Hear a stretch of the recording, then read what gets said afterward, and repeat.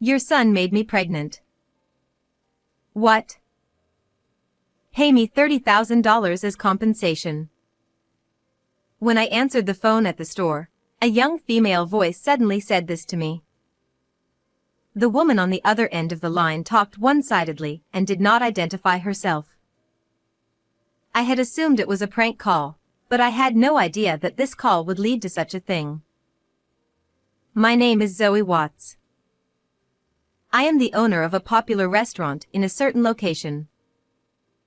It has been featured on national television and in magazines, and most seats for lunch and dinner are reserved every day.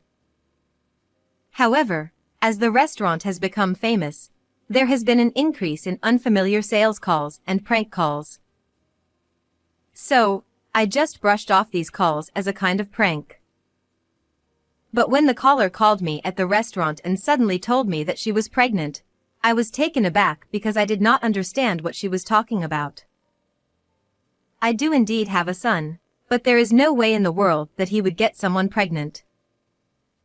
So I got a little bit naughty, thinking that a prank caller saying the most shocking line ever sounded kind of interesting and was curious to hear the details. I aborted my child and I'm hurt, emotionally and physically. What are you going to do for me? And you're going to pay for my surgery. Well, first of all, excuse me, who are you? It is a hard part of the customer service business to have to respond politely, even if it is a prank call. It would be troublesome if the call is recorded, made into a story, and then the caller starts telling all kinds of things about us. I'm a customer at your store. Your son hurt me, and that's the first thing you say to me? You and your son have no common sense or compassion. I don't think my son is capable of such a thing. The employees in the kitchen and at the counter glanced at me as the conversation took on an atmosphere that did not seem to be a dinner reservation. I chuckled to reassure them and waved a fluttering hand to signify that it was okay. Your son forced himself on me on a dark night street. You recognized his face in the dark? Of course I could. But is it really our son? Don't be silly. I am absolutely sure. He is your son who lives with you. I've been too scared to go out alone since then. What are you going to do? She goes on to describe in detail how she was attacked. I think you have the wrong person. But it's a very important story, isn't it? So, I was wondering if you could meet me in person. People who make these kinds of prank calls do not like to meet face to face, so if I suggest a meeting, they often back down. At first I was amused to hear this, but it was going to be longer than I thought, so I suggested that it was time to end the call. You want me to meet the offender's parents? Toward a victim who is hurting. That's impossible. But I would like to meet you and see what you have to say. Are you saying that I am lying? That's not what I'm saying. I know she was lying to me. I was trying to resist the urge to say, "You're lying, aren't you?" I can't believe that such a person is the manager of a company. She began to scold me. Anyway, why don't we meet and talk? No matter how many times I suggested it, she still refused to meet with me. I see. Then what do you want me to do? Pay the compensation, it's $30,000. But I can't pay such a large amount of money because you have the wrong person in the first place. You can pay it. I know your store is thriving. If you don't pay, I will sue you to the police. Even though it is a popular restaurant, $30,000 is a lot of money for a restaurant, which has only a few seats, and I have no intention of paying it in the first place. I'll go to the police, but is that okay? No, it's fine. I said this without hesitation, and the woman became silent for a moment. If my son really did something like that, as a parent I should make him pay for it. But I don't think he did it in the first place. How can you say he didn't do it? Don't think it's only your son. You should be a little skeptical. I would believe you if you had some proof. Do you have any? Proof. I don't want to be asked for money without any proof. The woman on the other end of the phone is silent for a while, as if she is thinking about something. If you don't have any proof, I'll hang up. And when I was about to hang up the phone. Wait a minute. If I have proof, you'll pay me money? Well, I guess I'll think about it. Wait a minute. I'll bring the proof. Almost as soon as the words were finished, the woman hung up the phone with a snap. Owner, are you all right? No problem. It's just a prank call. Ronnie, the employee, sounded concerned, so I told him so. There was no way she could find any evidence, so I was sure I wouldn't hear from her again. But I had a bad feeling that if she got in and made a scene in the restaurant, I would not like it. That night, when I was preparing for dinner and had forgotten all about the phone call, Ronnie held an envelope in his hand. Ronnie came running up to me with an envelope in his hand and a pale face. What's wrong? It's not like you to run in the store. Owner, this is for you. He handed me a letter. Dear Zoe Watts, I was attacked and impregnated by your son. Please transfer $30,000 in compensation. Below the letter was a bank transfer address, and the payee's name was Nadia Clarkson. Ronnie, who was the first to see the contents of the letter, which was not addressed or sealed, looked pale and upset. Calm down. But. Because you know my son.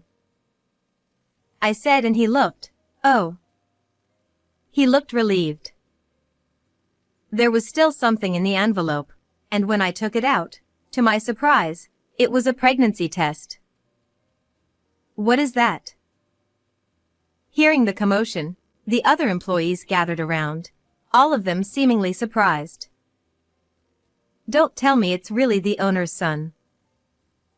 Some employees gave me a contemptuous look, but after a brief explanation, everyone seemed immediately convinced. I put the items sent to me away in my desk and went back to my usual work. A few days passed after that without transferring the money, of course, but something a little depressing had happened during this time. Owner, she was here again. Ronnie looked fed up and brought me an envelope. Well, just in case you want to take a look at the contents, put it in its usual place.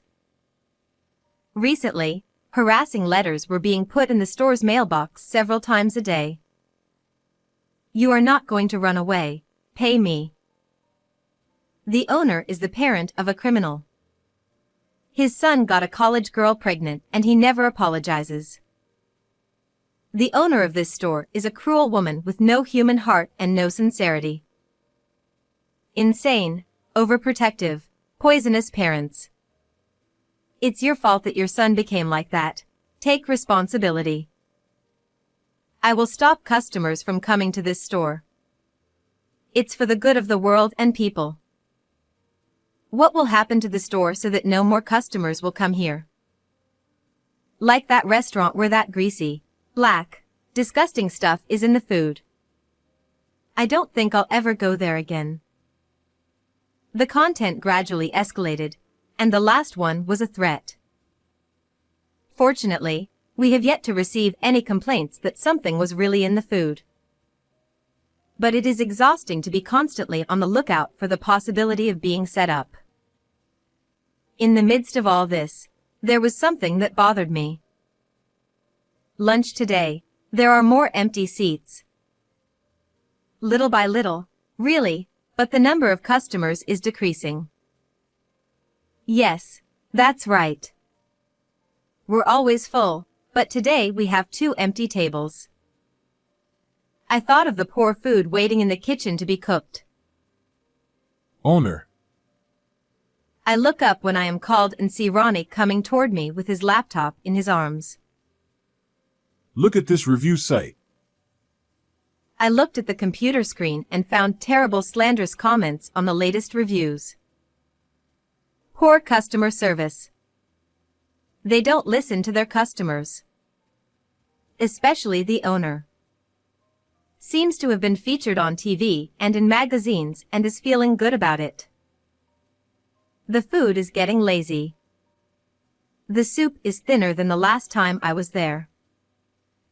I saw an employee drop the meat down before grilling and then gently put it back up. Everyday low reviews are being posted and the star ratings that were at the top of the list are dropping fast. I found myself shaking with anger. Why should I be hurt by such unjustified words? We are getting ready, right? A low, cold voice that I couldn't believe was my own was unintentionally coming out of my mouth. Yes. It's almost done. I chuckled at Ronnie's answer. It has been a week since I discovered the slanderous comments on the review site. The number of customers was getting fewer and fewer.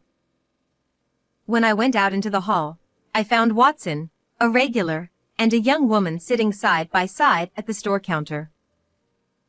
Watson, thank you for everything.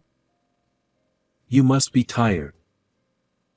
I greeted him, and Watson said something to me about my labor.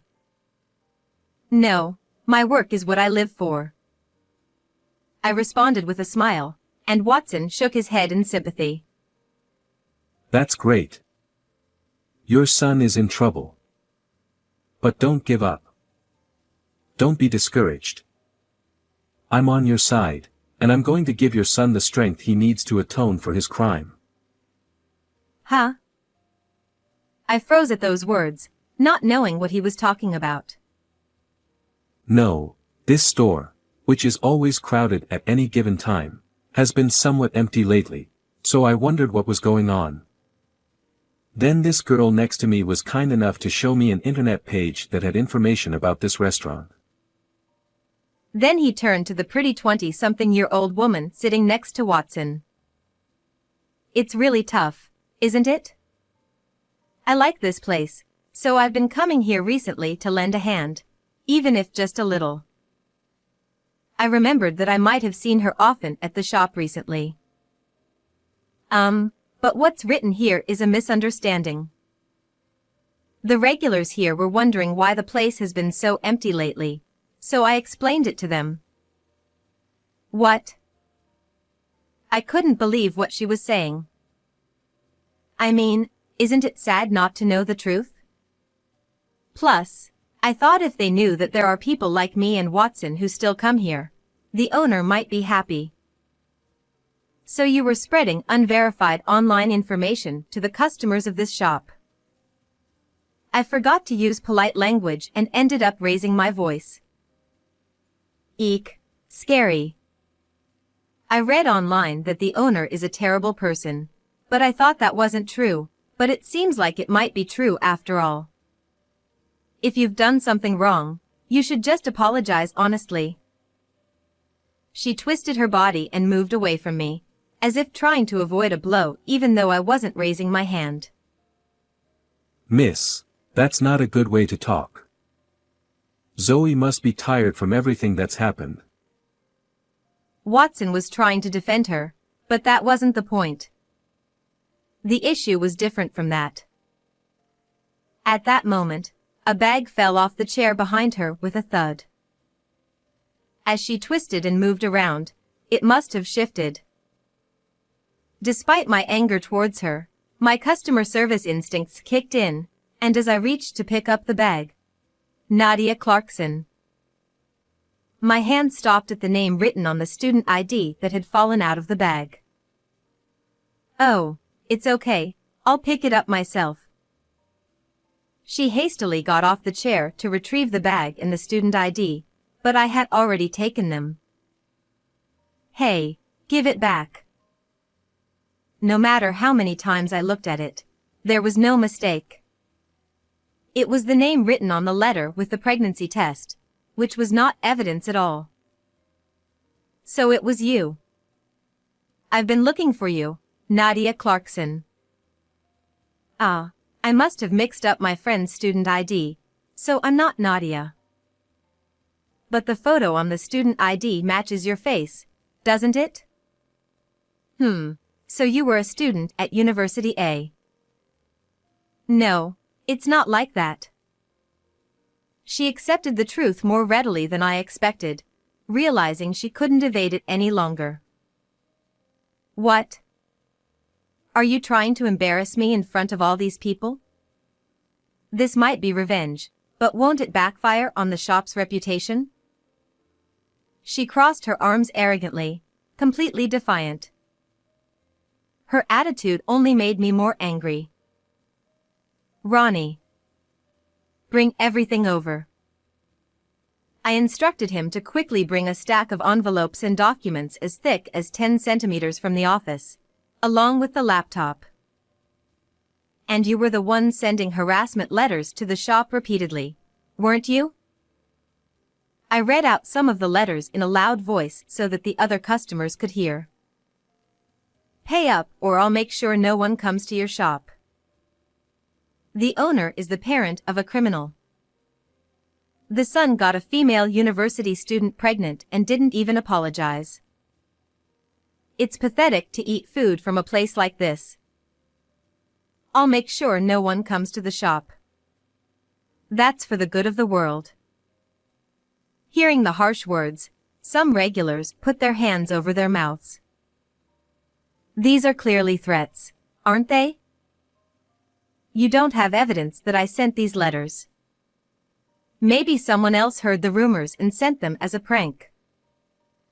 Nadia tried to make excuses, but I silently opened the laptop and showed her the screen of another review site.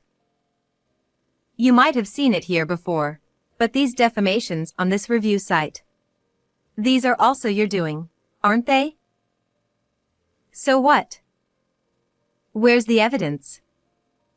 Are you okay in the head? Ah, you like talking about evidence, don't you? Even though the evidence you provided was so sloppy. I showed Watson the first letter I received and the pregnancy test. What do you think of this pregnancy test that she claimed was evidence? That red line is drawn with a marker. Even someone with my poor eyesight can see that.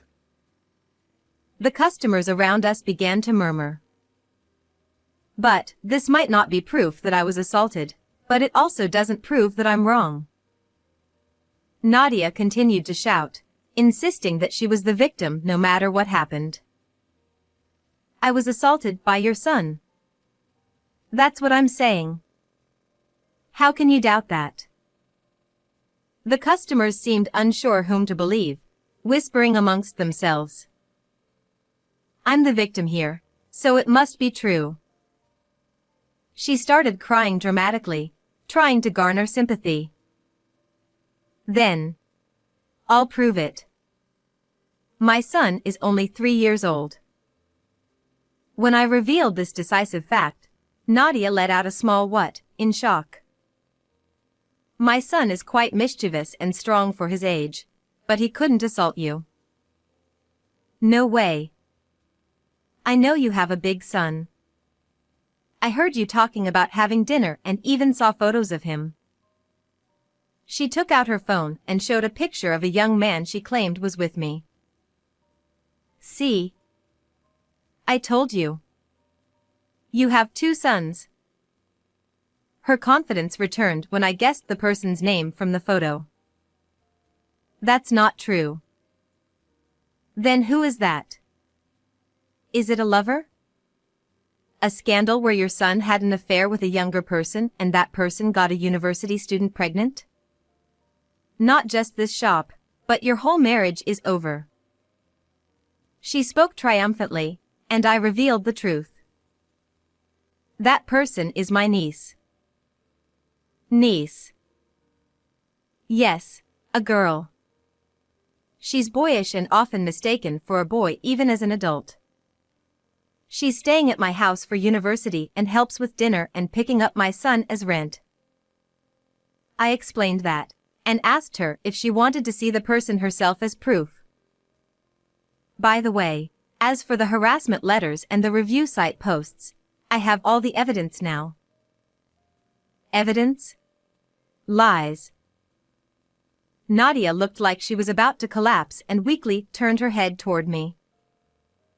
I've already consulted the police and our legal advisor.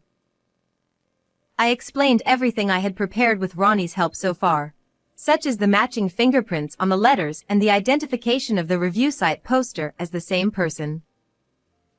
With all escape routes blocked, Nadia sat down in defeat. Earlier, you said that if you did something wrong, you should apologize quickly, right? I thought I heard her mumble something as she looked down, but I couldn't make out if it was an apology. I will contact the police about you. Of course, I will also inform your parents and your university. I will also be seeking compensation, so be prepared for that. No, please don't do that. I'm still a student. Please spare me. Even though you're a student, you're already an adult. You have to take responsibility for your actions. That's not fair. Please, just let it go. After that, I filed a report with the police against her for defamation and obstruction of business. I also sought damages for the shop's losses. She was originally a big spender, buying designer bags and clothes with a credit card, and it seemed her crime was a result of her inability to pay off her debts. Naturally, she was expelled from the university. Furthermore, this situation made the news, and I heard that Nadia had her personal information revealed and started receiving harassment herself. Through our lawyer, we also had the defamatory posts on the review site removed. Unexpectedly, the commotion ended up being a positive thing, clearing up misunderstandings among the regular customers. Now, the number of customers has completely returned to normal. While the commotion had reduced the number of new customers, most of the regulars stayed with us. Even though she spread all kinds of false information, it didn't change the fact that I was happy about it. I will continue to manage the restaurant to meet the trust of our customers. How did you find this story? Please remember to subscribe to the channel. See you in the next video.